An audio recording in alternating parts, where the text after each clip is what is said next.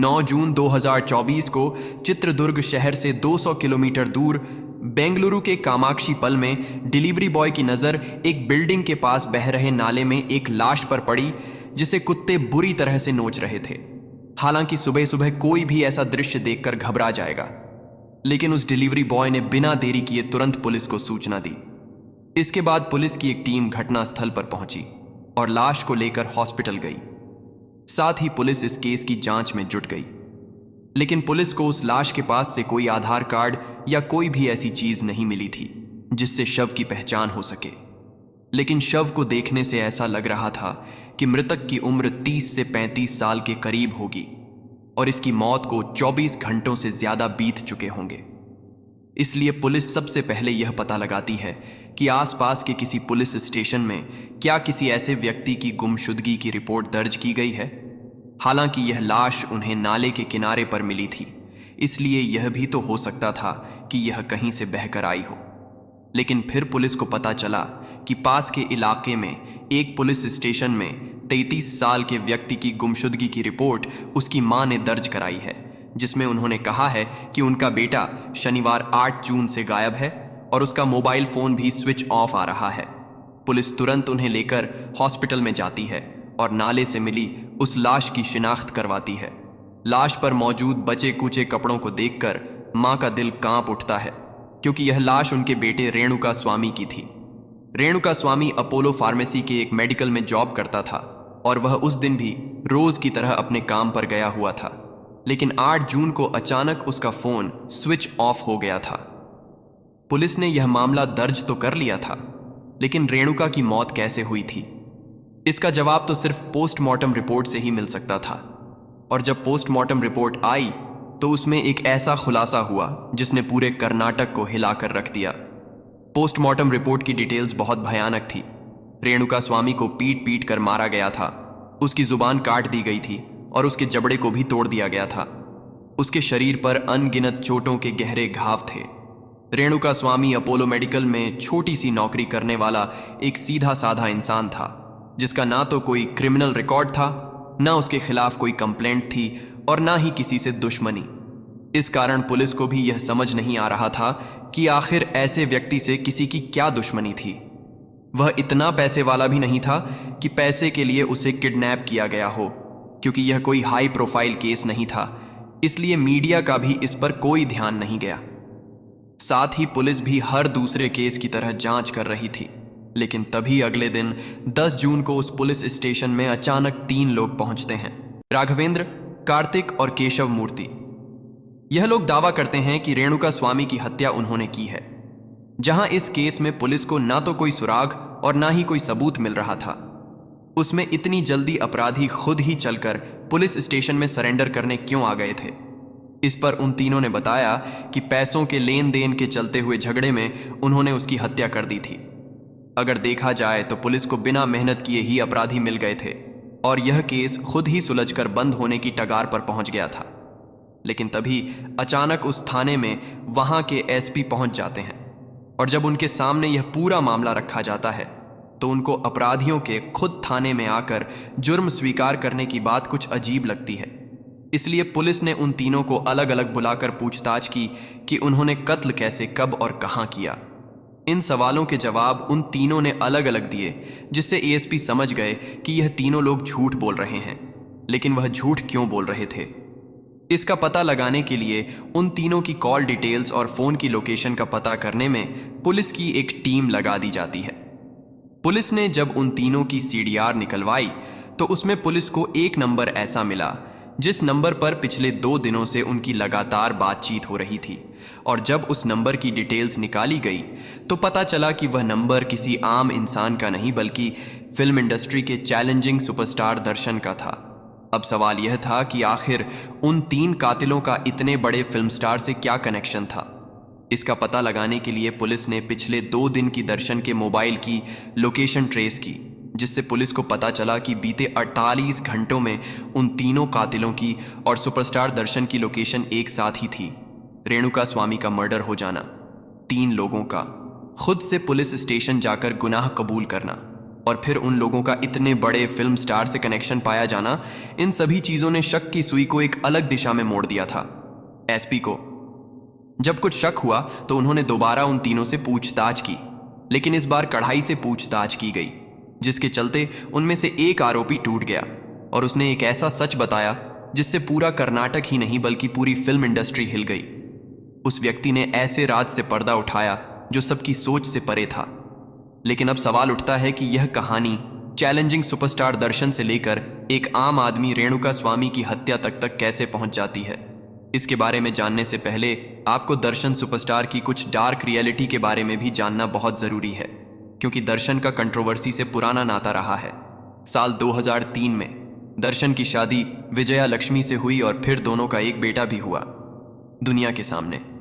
यूं तो दर्शन की शादीशुदा जिंदगी शादी के कुछ साल बाद ही दर्शन के अपनी पत्नी से रिश्ते बिगड़ने लगे और फिर हालात इतने खराब हो गए कि 2011 में दर्शन पर उनकी पत्नी विजया लक्ष्मी ने मारपीट और हत्या के प्रयास का केस दर्ज करवा दिया, जिसकी वजह से दर्शन को 14 दिन के लिए जेल जाना पड़ा।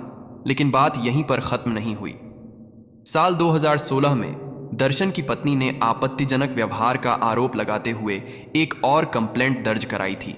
हालांकि बाद में सेटलमेंट करके मामले को सुलझा लिया गया था और साल 2021 में दर्शन पर मैसूरू होटल के एक वेटर के साथ मारपीट करने का आरोप लगा।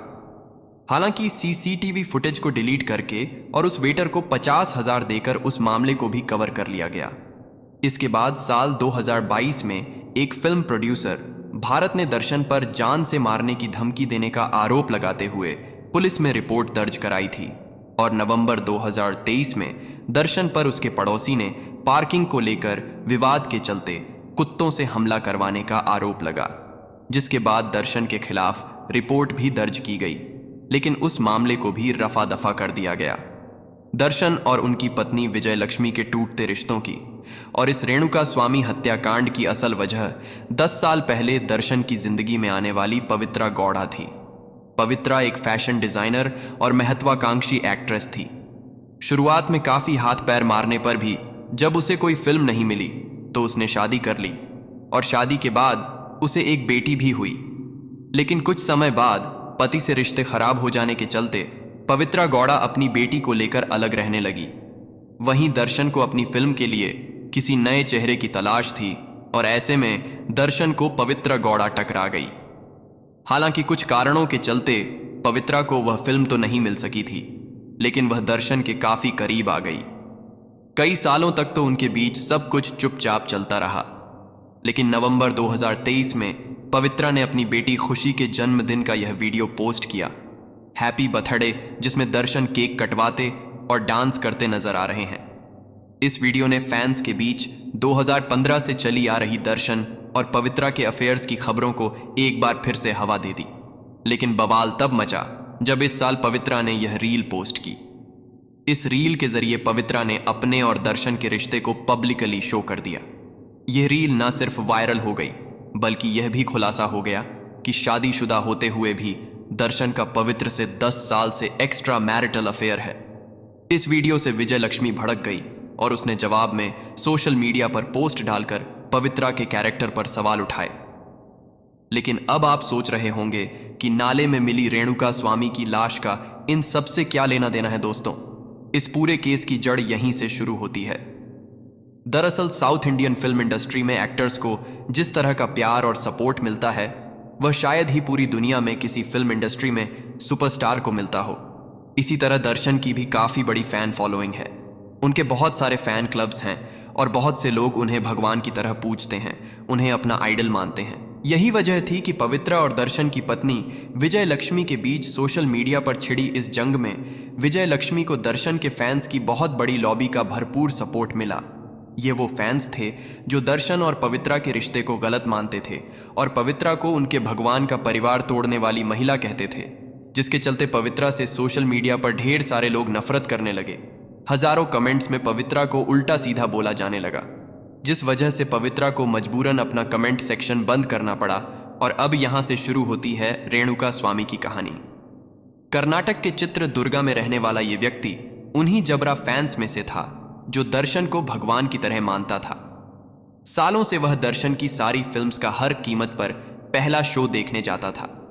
जब पवित्रा ने सोशल मीडिया में पोस्ट किया था तो रेणुका स्वामी भी उन फैंस में से था जो इस रिश्ते के खिलाफ था और उसे लगता था कि जिस भगवान की वह पूजा करता है वह कभी अपनी पत्नी और अपने बेटे को धोखा नहीं दे सकता। वह पवित्रा की हर पोस्ट पर कमेंट करता था, उसे गलत ठहरा आता था, उसे उल्टा सीधा लिखता और उसे दर्शन से दूर रहने की धमकी देता था। इत्तेफाक से जून के शुरू में ही रेणुका स्वामी ने पवित्रा के एक पोस्ट पर कमेंट कर उसे बुरा भला कहा और आपत्तिजनक भाषा का भी इस्तेमाल किया। रेणुका स्वामी ने यह कमेंट फेक आईडी बनाकर किया था जिसे इत्तेफाक से पवित्रा ने पढ़ लिया था। इस पर पवित्रा इतना भड़क गई कि उसने कमेंट के रिप्लाई में लिखा भी था कि वक्त जवाब देगा, बस तुम देखते जाओ। इसके बाद पवित्रा का गुस्सा जब बर्दाश्त के बाहर हो गया तो वह दर्शन के पास पहुंची। उसने दर्शन से कहा कि देखो, लोग हमारे रिश्ते को लेकर कैसे उल्टा सीधा बोल रहे हैं और अब ऐसे लोगों को सबक सिखाना बहुत ज़रूरी है। पवित्रा के बार बार उकसाने पर दर्शन ने उसे विश्वास दिलाया कि वह इस मामले को लेकर ज़रूर कुछ करेगा। पुलिस जांच में पता चला कि दर्शन के कहने पर उनके गुर्गे पवन ने पवित्रा का फेक अकाउंट बनाया और रेणुका स्वामी से चैट करने लगा। रेणुका स्वामी उस फेक अकाउंट को असली समझकर झांसे में भी आ गया और बातों ही बातों में उसने एक मैसेज में अपना नाम और एड्रेस भी बता दिया। एड्रेस का पता चलते ही दर्शन ने राघवेंद्र को, जो उसके फैन क्लब का प्रेसिडेंट है, उसे रेणुका स्वामी को किडनैप करके बेंगलुरु लाने का फरमान जारी कर दिया और साथ ही इस काम के बदले में उसने लाखों रुपए भी दिए। इसके बाद 8 जून की सुबह चित्रदुर्ग में अपोलो फार्मेसी जाते समय रास्ते में रेणुका स्वामी को रोका गया। उसे यह कहकर साथ चलने को बोला गया कि वह उसे दर्शन से मिलवा जाएंगे और उसे उनसे मिलकर सोशल मीडिया पर पवित्रा की पोस्ट पर किए गए अपने कमेंट्स को लेकर माफी मांगनी होगी। लेकिन रेणुका स्वामी को इसका अंदाजा भी नहीं था कि माफी की आड़ में उसके लिए जाल बिछाया जा रहा है। राघवेंद्र और उसके साथी स्वामी को बेंगलुरु के आरआर नगर में स्थित एक कंपाउंड में लेकर जाते हैं और फिर वहां हैवानियत का एक घिनौना खेल शुरू होता है। वह लोग रेणुका स्वामी को बेदम होने तक शेड में बांधकर बेल्ट और लाठी डंडों से बुरी तरह पीटते हैं। इसके बाद देर शाम को वहां दर्शन अपने साथियों के साथ पहुंचता है। अधमरे रेणुका स्वामी की नजर जब अपने हीरो पर पड़ती है तो उसे उम्मीद की किरण नजर आने लगती है, जैसे उसका हीरो दर्शन अपनी फिल्मों में आम आदमी के लिए दुश्मनों से लड़ जाता है। शायद ऐसे ही यहां पर भी उसका हीरो उसे बचाने आया होगा। लेकिन कहते हैं ना कि रील और रियल लाइफ में बहुत अंतर होता है और यह अंतर रेणुका स्वामी की जिंदगी पर भारी पड़ने वाला था, क्योंकि दर्शन उसे वहां बचाने के लिए नहीं बल्कि उसे ऐसे गहरे घाव देने आया था जिन्हें देखकर किसी की भी रूह कांप जाए। जिसे रेणुका स्वामी ने अपना भगवान समझा था, उसने हैवान बनकर उसे इस कदर मारा, इतना तड़पाया कि जब पोस्टमार्टम रिपोर्ट आई तो उसमें स्वामी के शरीर पर 15 इंजरी थी। और आपको यह जानकर हैरानी होगी कि जब रेणुका स्वामी को पीटा जा रहा था तो उस समय वहां पर पवित्रा भी मौजूद थी और हुलिया जांच में पाया गया कि रेणुका स्वामी को सबसे पहले पवित्रा ने ही टॉर्चर किया था और फिर पूरा दिन चले। इस टॉर्चर की वजह से आखिरकार रेणुका स्वामी ने दम तोड़ दिया। रेणुका स्वामी की 1 साल पहले ही शादी हुई थी और वह इस साल के आखिर तक पिता बनने वाला था।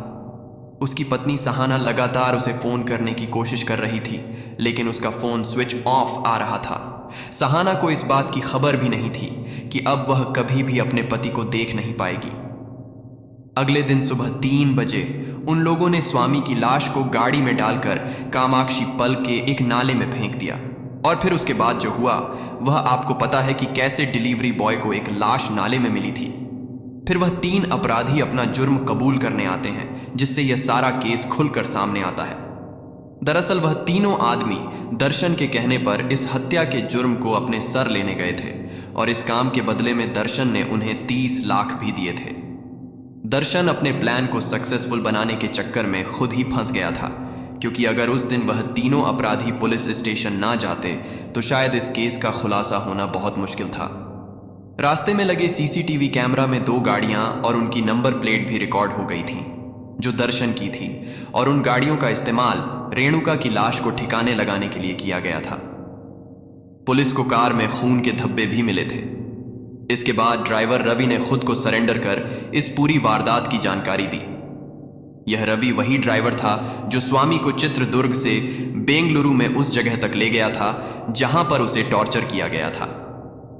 पुलिस ने राघवेंद्र के पास से 30 लाख रुपए भी बरामद किए जो उसे दर्शन ने इस काम को पूरा करने के लिए दिए थे। सीडीआर और फेक अकाउंट से किए गए मैसेजेस भी रिट्रीव कर लिए गए हैं क्योंकि यह हाई प्रोफाइल केस है, इसलिए इसमें अपराधियों को बचाने के लिए पॉलिटिकल प्रभाव पैदा करने का भी बहुत प्रयास किया गया। लेकिन इस केस की जांच कर रहे ईमानदार एसपी और कमिश्नर की वजह से न सिर्फ ये केस इतनी जल्दी सॉल्व हो गया बल्कि मीडिया के सामने भी आ गया। इस हत्याकांड में पुलिस ने अब तक दर्शन और पवित्रा को मिलाकर टोटल 16 लोगों को अरेस्ट किया है। इस मामले में पुलिस ने पवित्रा को मुख्य आरोपी और दर्शन को दूसरा आरोपी बनाया है क्योंकि पवित्रा के उकसाने पर ही इस हत्याकांड को अंजाम दिया गया। जैसे जैसे जांच आगे बढ़ती जा रही है वैसे वैसे सुपरस्टार दर्शन से जुड़ी और भी चीजें सामने आती जा रही हैं और यह भी कहा जा रहा है कि दर्शन का एक्स मैनेजर मल्लिकार्जुन भी जुलाई 2018 से लापता है। मल्लिकार्जुन दर्शन का सबसे भरोसेमंद आदमी था लेकिन उसने धोखा देकर दर्शन के 8 करोड़ रुपए चुरा लिए थे जिसकी वजह से कोर्ट में केस भी चल रहा था। लेकिन पिछले 6 सालों से ना तो मल्लिकार्जुन कोर्ट में किसी तारीख पर आया और ना ही पुलिस को उसके बारे में कभी कुछ पता चला। अब सोचने वाली बात है कि जब दर्शन एक कमेंट को लेकर इस हद तक जा सकता है तो फिर उसको इतना बड़ा धोखा देने वाले का क्या अंजाम होगा। चैलेंजिंग स्टार दर्शन अपनी फिल्मों में आम आदमी को रिप्रेजेंट करते हैं और आम आदमी के हक के लिए लड़ाई लड़ते हैं और उसके खिलाफ हो रहे अन्याय के खिलाफ आवाज उठाते हुए दिखाई देते हैं। लेकिन असल जिंदगी में वो क्या है ये तो अब सभी लोग जान चुके हैं।